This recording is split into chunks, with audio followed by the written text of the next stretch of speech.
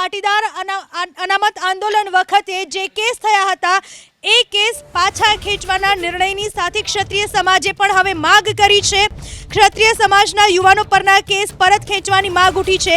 ક્ષત્રિય અસ્મિતા આંદોલન સમયના કેસો પરત ખેંચવાની માંગ, પદ્માવતી ફિલ્મના વિરોધ સમયે થયેલા કેસો પરત ખેંચવાની માંગ, કેસ પરત ખેંચવાની બાહેધરી મુખ્યમંત્રીએ આપી હોવાનો રમજુભા જાડેજાનો દાવો। હાર્દિક પટેલ સહિતના પાટીદાર આંદોલનકારીઓ વિરુદ્ધ કેસ પરત ખેંચવાના નિર્ણયની જાહેરાત કરાતા જ ક્ષત્રિય સમાજે પણ પોતાના સમાજના આંદોલન દરમિયાન થયેલા કેસ પરત ખેંચવાની માંગ મૂકી છે। ક્ષત્રિય સમાજ આંદોલન અને પદ્માવતી ફિલ્મના વિરોધ દરમિયાન થયેલા કેસો પરત ખેંચવાની ક્ષત્રિય સમાજે માંગ કરી છે। ક્ષત્રિય સમાજના યુવાનો પર થયેલા કેસ પરત ખેંચવા મુખ્યમંત્રીએ વચન આપ્યાનો દાવો રમજુભા જાડેજા સહિતના ક્ષત્રિય આગેવાનોએ કર્યો છે।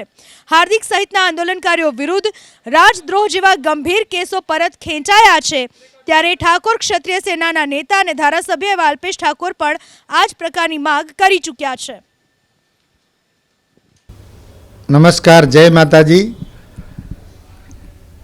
2 દિવસ પહેલા ગુજરાત સરકાર દ્વારા પાટીદાર આંદોલનના સમયે થયેલા કેસો, પોલીસ કેસો પરત ખેંચવાની જાહેરાત કરવામાં આવી। 1 મહિના પહેલાં 10મી જાન્યુઆરીએ માનનીય મુખ્યમંત્રીશ્રીને સંકલન સમિતિનું પ્રતિનિધિ મંડળ સાથે વાતચીત થયેલી, ત્યારે મુખ્યમંત્રીશ્રીએ ખાતરી આપેલી કે ક્ષત્રિય સમાજ અને અન્ય બધા જ સમાજોના આંદોલનોના કેસ પાછા ખેંચવાની સૂચના અપાઈ ગઈ છે।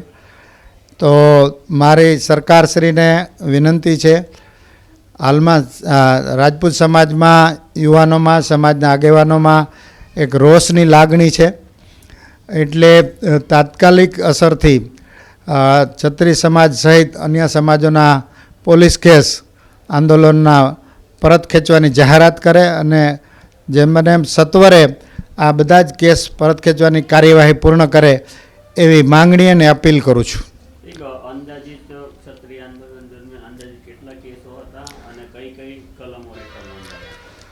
નોર્મલી 15 જેટલા કેસ પદ્માવત ફિલ્મ વખતે જે આંદોલન થયેલું એના છે અને 1 થી 2 કેસ અસ્મિતા આંદોલન વખતના છે।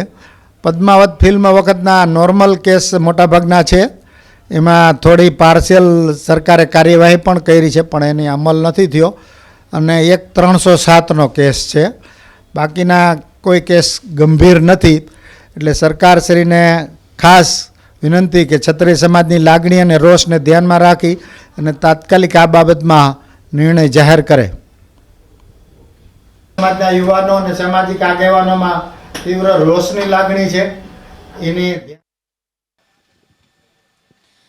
તો પાટીદારો સામેના કેસ પરત ખેંચવાની વાત સામે આવતા જ ઓબીસી સમાજના અલ્પેશ ઠાકોર પણ અગાઉ માંગ કરી ચૂક્યા છે કે ઓબીસી નેતાઓની સામે જે કેસ કરવામાં આવ્યા હોય, કાર્યકરોની સામે જે કેસ કરવામાં આવ્યા હોય તે પાછા ખેંચવામાં આવે। તો ચૈતર વસાવા પણ કંઈક આ જ પ્રકારની માંગણી કરી ચૂક્યા છે કે આદિવાસીઓ સામે થયેલા કેસને પાછા ખેંચવામાં આવે।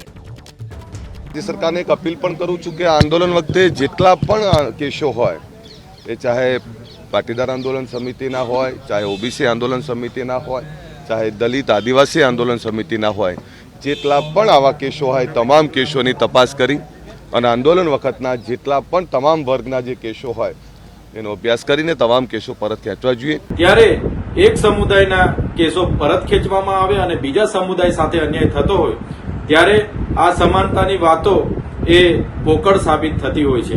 ત્યારે અમારે ગુજરાત સરકારને નમ્ર વિનંતી છે, જે પણ આંદોલનો દરમિયાન એ આદિવાસીનું હોય, ઓબીસીનું હોય, એસસીનું હોય કે માઇનોરિટીનું હોય, વિદ્યાર્થીનું હોય, ખેડૂતોનું હોય કે કોઈ પણ કર્મચારીનું આંદોલન હોય, એ દરમિયાન સરકારશ્રી દ્વારા જે પણ ગંભીર ગુનાઓ દાખલ કરવામાં આવ્યા છે એ ગુનાઓ પણ પરત ખેંચીને એ લોકોને રાહત બધાને આપવામાં આવે।